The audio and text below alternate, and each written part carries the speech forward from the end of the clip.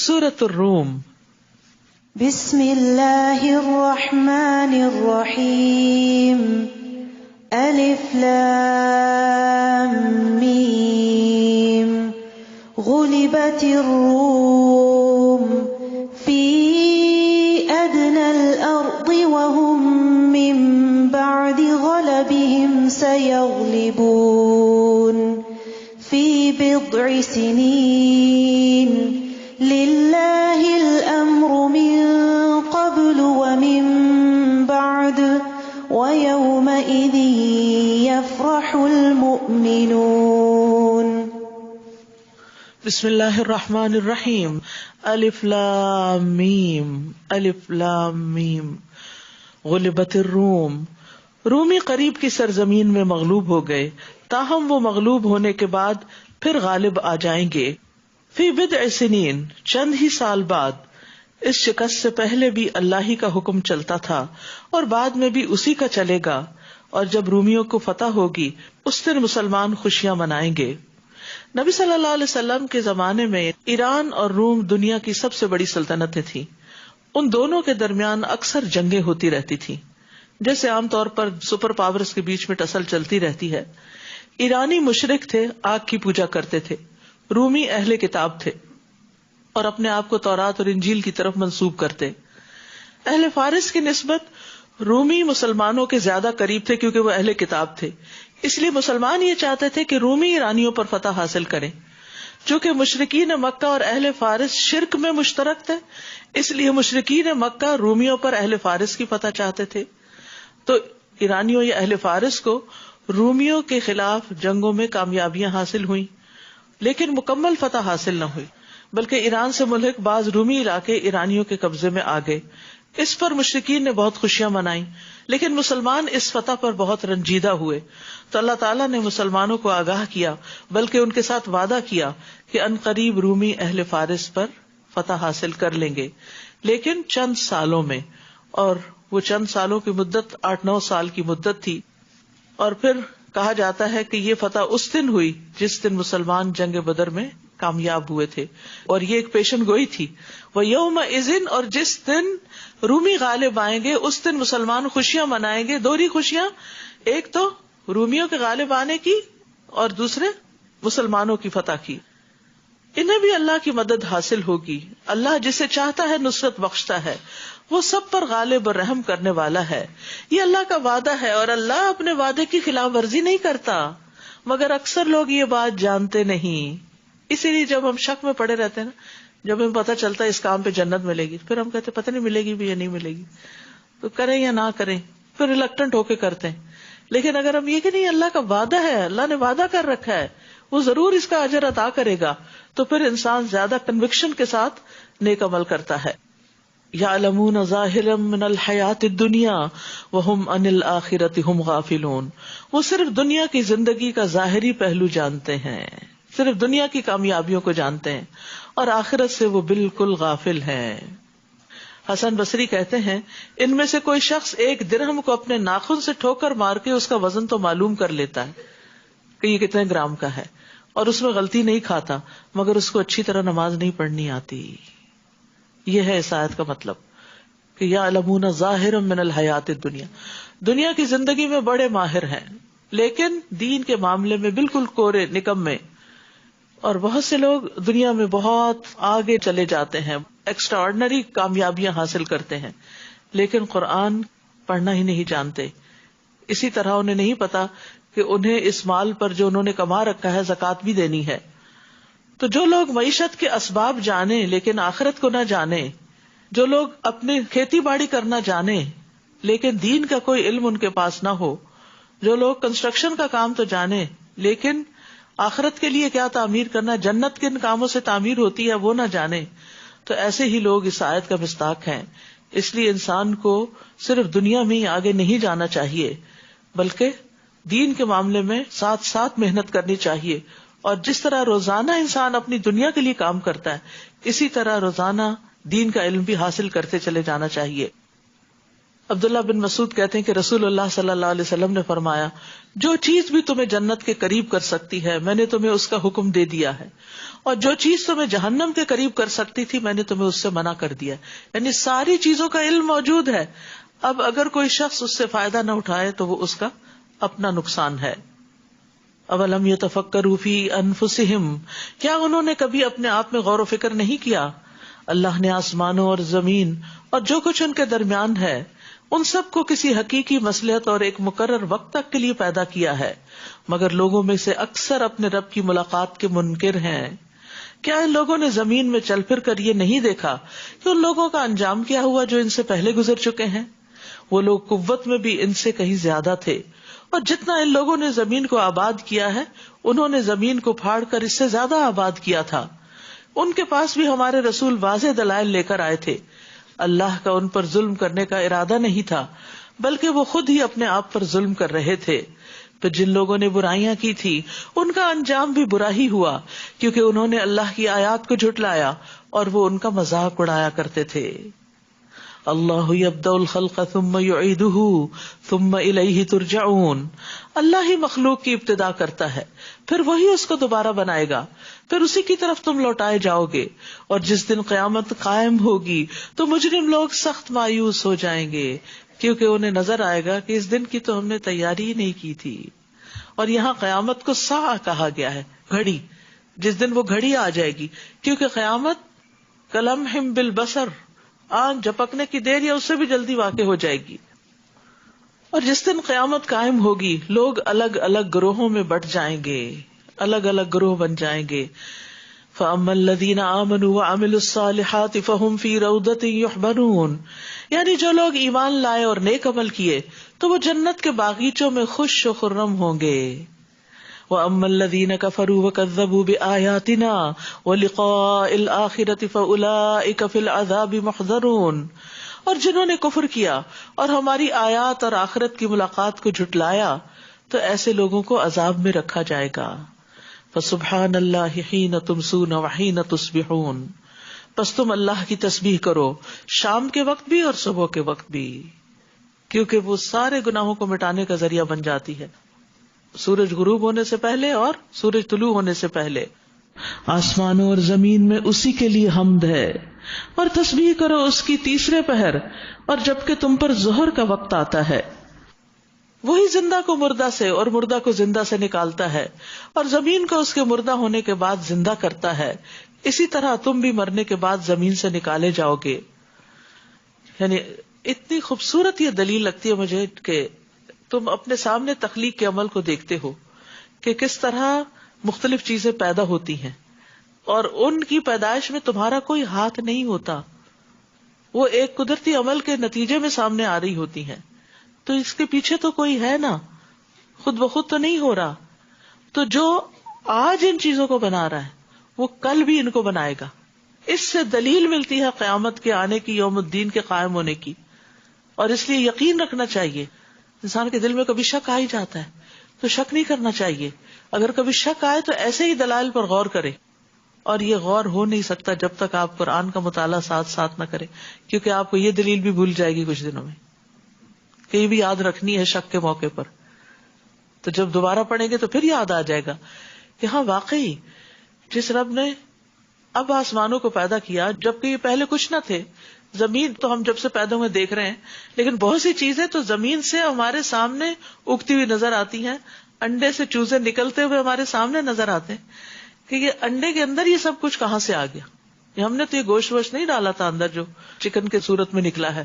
تو یہ چیزیں انسان کو اس بات کا یقین دلاتی ہیں، اور انہی دلائل سے انسان کو سمجھایا گیا ہے کہ قیامت ضرور آئے گی. اور اس کی نشانیوں میں سے ایک یہ ہے کہ اس نے تمہیں مٹی سے پیدا کیا، پھر اب تم ایک انسان ہو جو ہر جگہ پھیل رہے ہو. آدم کی تخلیق مٹی سے ہوئی تھی. اور ایک نشانی یہ ہے کہ اس نے تمہاری ہی جنس سے تمہارے لیے بیویاں پیدا کی. حضرت حوا حضرت آدم کی پسلی سے پیدا کی گئی تھی، اور اس کے بعد عورتیں بھی یعنی آدم ہی کی اولاد ہیں. اور پھر کیوں پیدا کی؟ تاکہ تم ان کے پاس سکون حاصل کرو. اور ازواج کا لفظ جیسے کہ پہلے بھی میں نے عرض کیا کہ میاں بیوی دونوں کے لیے آتا ہے، تو دونوں کا اکٹھا ہونا اس کا پرائمری مقصد کیا ہے کہ ایک دوسرے سے انس حاصل کرو، ایک دوسرے سے سکون پاؤ. اور اس نے تمہارے درمیان محبت اور رحمت پیدا کر دی. یہ بھی بہت حیران کن چیز ہے کہ دو بالکل اجنبی لوگ ہوتے ہیں، جو ہی نکاح کے رشتے میں بنتے ہیں دونوں کے درمیان ایک محبت پیدا ہو جاتی ہے جو کسی اور کے ساتھ نہیں ہوتی، اور انسان ایک دوسرے کی اس طرح کیئر کرنے لگتا ہے جو شاید کسی اور کی ہو. غور و فکر کرنے والوں کے لیے اس میں کئی نشانیاں ہیں. یعنی اللہ تعالیٰ نے جو تخلیق کیا انسان کو تو صرف ہڈیاں اور گوشت کا ڈھانچہ بنا کے اس کے اندر خون نہیں دوڑا دیا یا اس کے کچھ مسلز نہیں بنا دیے، بلکہ اس کے اندر دل رکھا اور دل میں جذبات رکھے اور ان جذبات کی تسکین کے لیے بھی سامان پیدا کیے. اس کے اندر جنسی خواہش رکھی اور اس خواہش کی تکمیل کے لیے پھر انتظام بھی کیا، بندوبست بھی کیا. تو یہاں پر میاں بیوی کی باہم محبت اللہ کی نشانیوں میں سے ایک نشانی قرار دی گئی ہے کہ اللہ تعالیٰ نے ان کے درمیان صرف محبت نہیں، رحمت کو بھی ڈالا.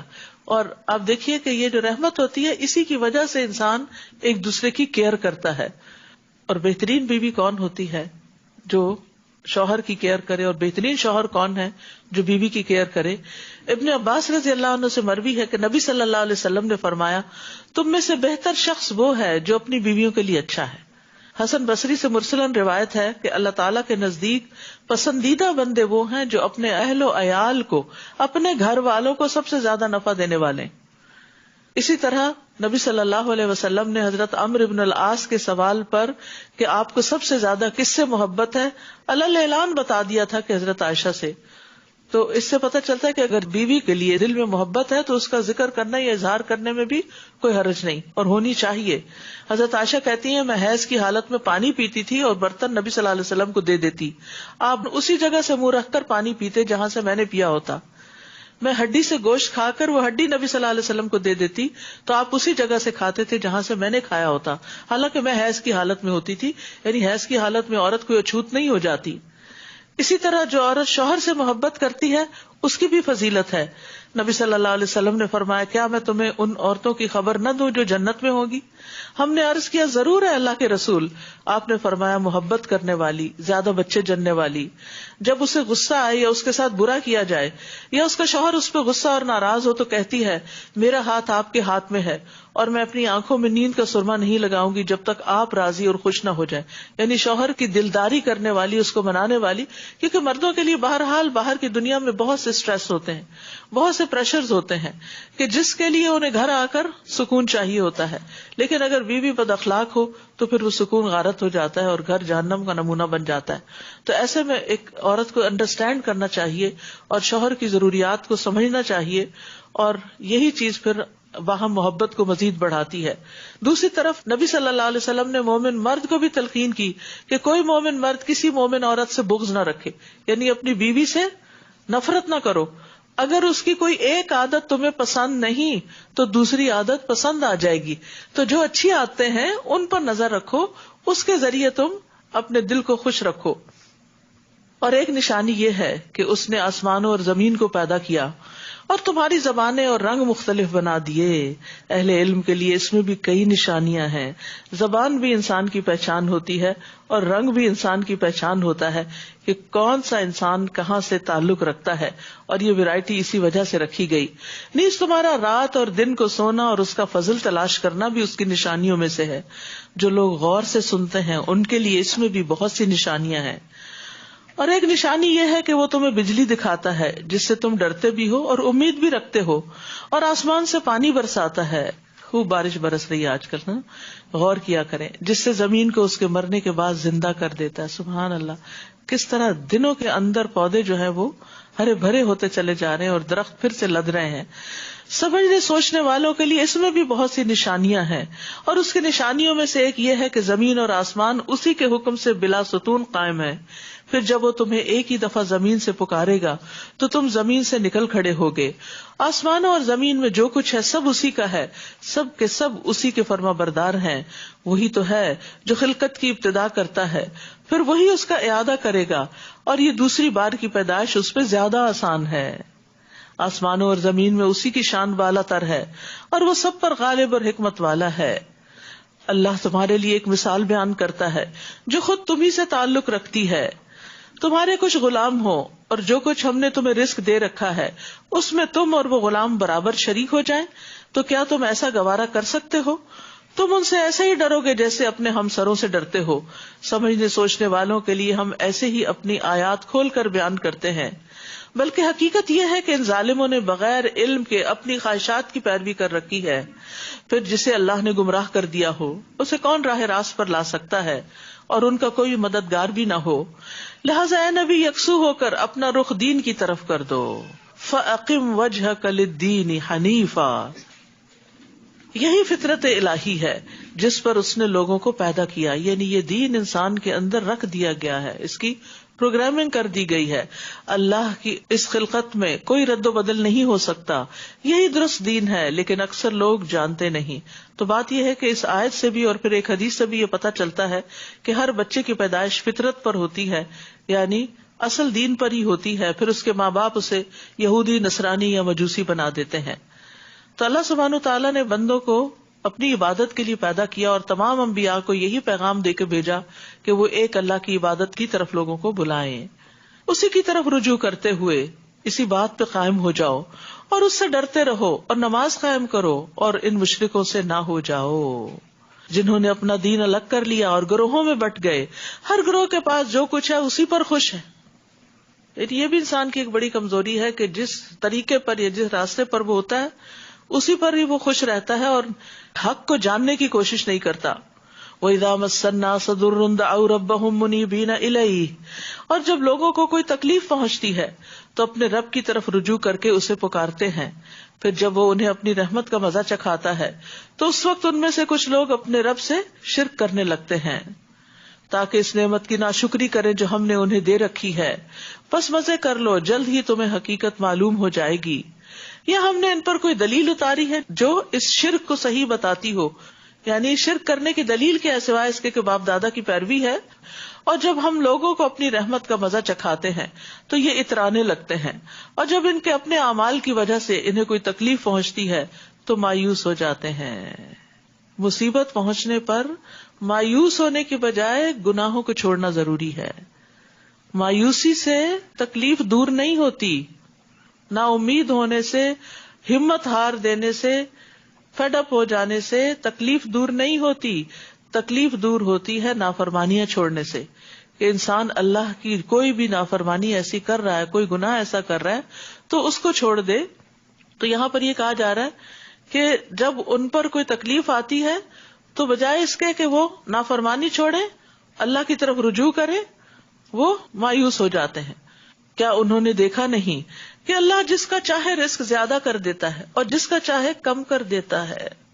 ایمان لانے والوں کے لیے اس میں بھی کئی نشانیاں ہیں، یعنی مالی اعتبار سے اپ اینڈ ڈاؤن زندگی کا ایک حصہ ہے، اور یہ بھی انسان کو بہت کچھ سکھاتا ہے.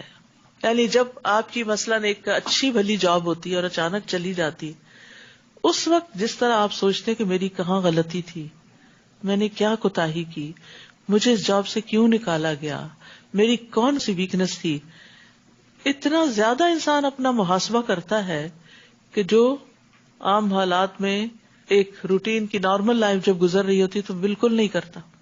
آپ کا بزنس تھا بہت اچھا، اس میں کوئی نقصان ہو گیا کسی بھی طرح سے، تو جب رزق میں کمی آتی ہے تو انسان لازماً اللہ کی طرف متوجہ ہوتا ہے. اور وہ متوجہ دو طرح ہوتا ہے، ایک اللہ سے ناراض ہو کے اور ایک اللہ کو راضی کرنے کے لیے.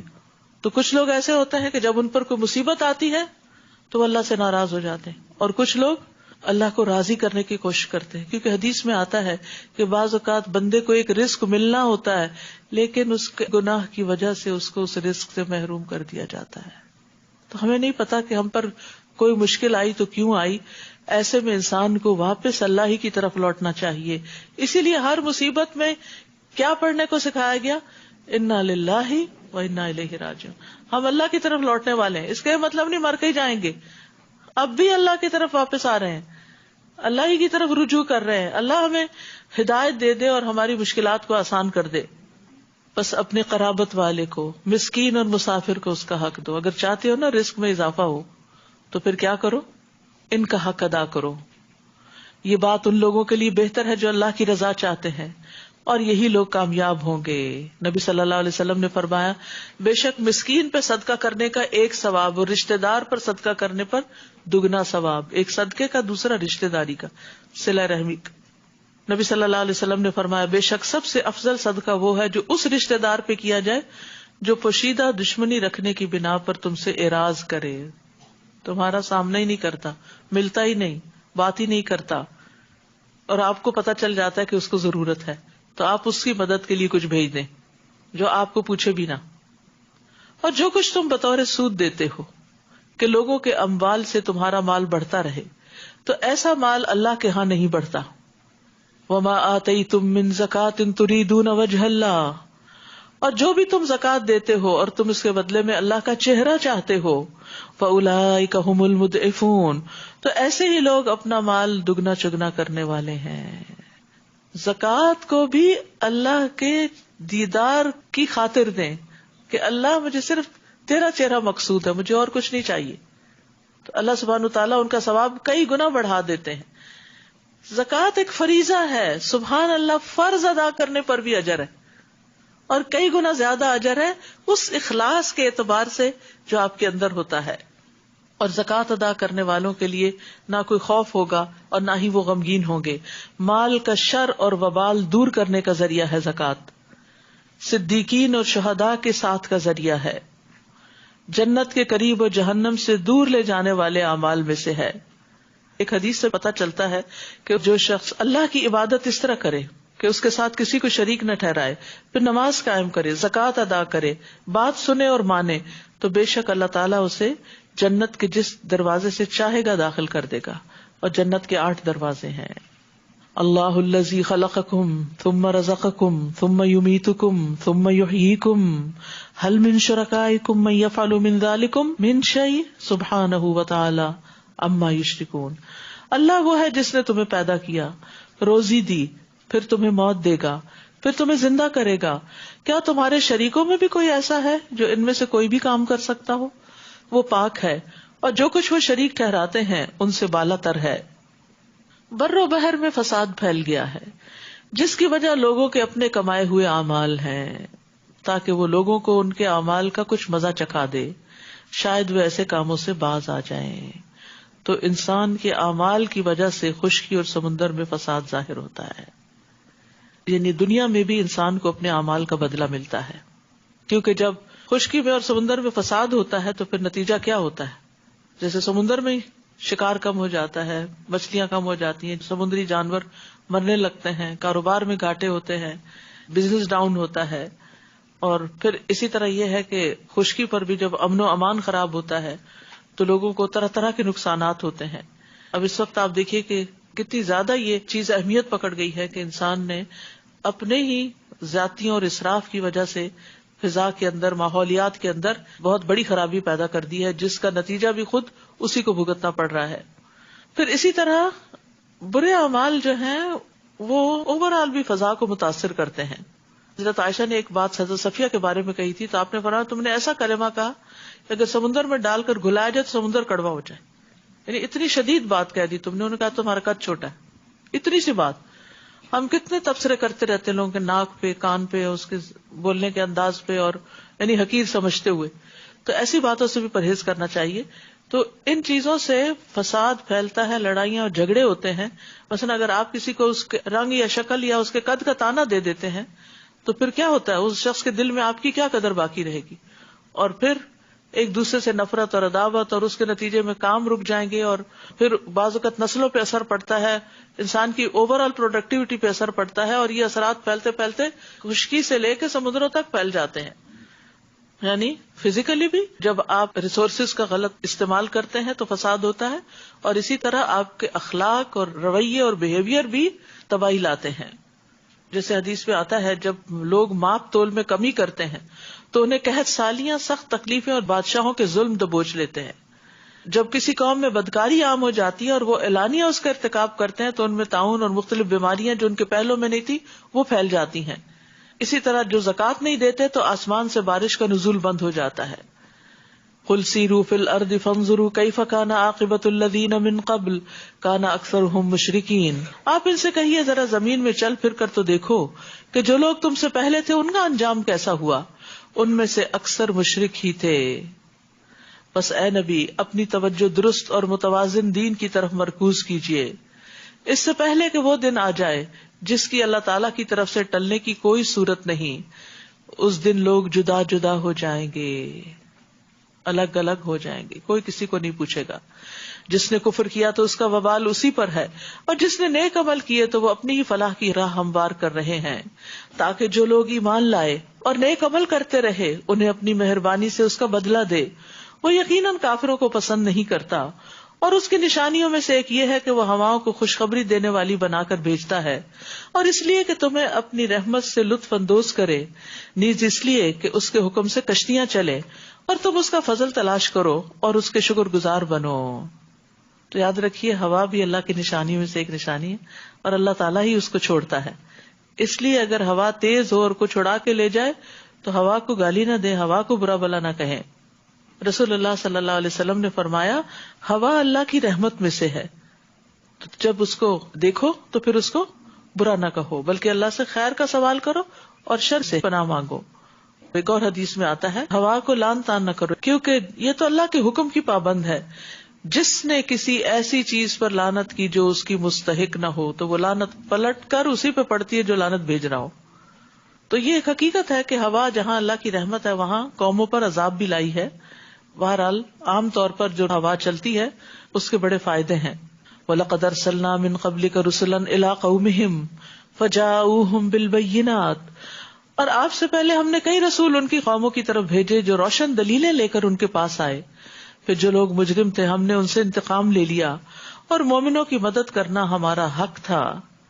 اللہ وہ ہے جو ہوائیں بھیجتا ہے تو وہ بادل کو اٹھا لاتی ہیں، پھر اللہ جیسے چاہتا ہے اس بادل کو آسمان میں پھیلا دیتا ہے اور اسے ٹکڑیاں بنا دیتا ہے.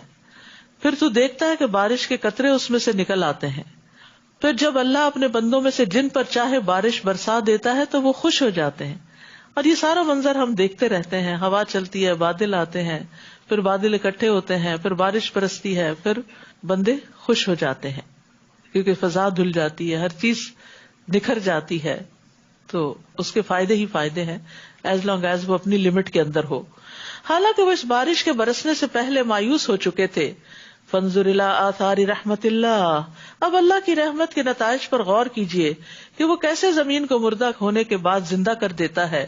یقیناً وہی مردوں کو زندگی بخشنے والا اور وہی ہر چیز پر قادر ہے. اور اگر ہم ایسی ہوا بھیج دیں جس کے اثر سے وہ اپنی کھیتی کو زرد پڑتا دیکھیں تو اس کے بعد وہ ناشکری کرتے ہیں.